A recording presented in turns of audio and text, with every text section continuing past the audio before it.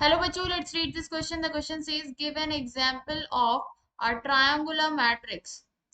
तो हमें triangular matrix का एग्जांपल देना है। यहाँ पर मैं की कॉन्सेप्ट लिख लेती हूँ उस क्वेश्चन का। क्या है हमारा इस क्वेश्चन का की कॉन्सेप्ट की ट्रायंगुलर मैट्रिक्स क्या होती है, जिसमें कि ए दो टाइप्स की होती है ट्रायंगुलर मैट्रिक्स जिसमें ए आई जे। अगर हमारे पास एक मैट्रिक्स है ए, क्या है वो ए आई जे है, उसके एलिमेंट्स हैं। तो ये जो है क्या होना चाहिए, इसमें ए आई जे की वैल्यू जीरो के बराबर होनी चाहिए जब आई जो है लेस देन जे हो। ये वाली ट्रायंगुलर मैट्रिक्स होती है। और या तो ये होना चाहिए या फिर ए आई जे इज इक्वल टू जीरो के बराबर होना चाहिए जब आई की वैल्यू ग्रेटर देन जे।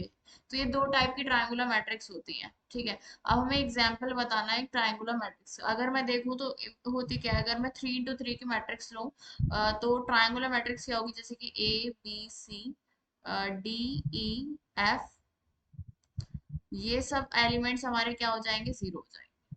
ओके।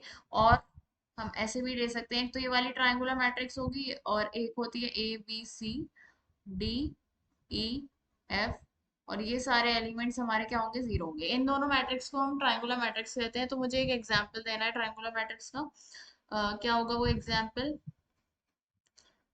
ले लेते हैं हम 1 4 5 2 6 3 0 0 0।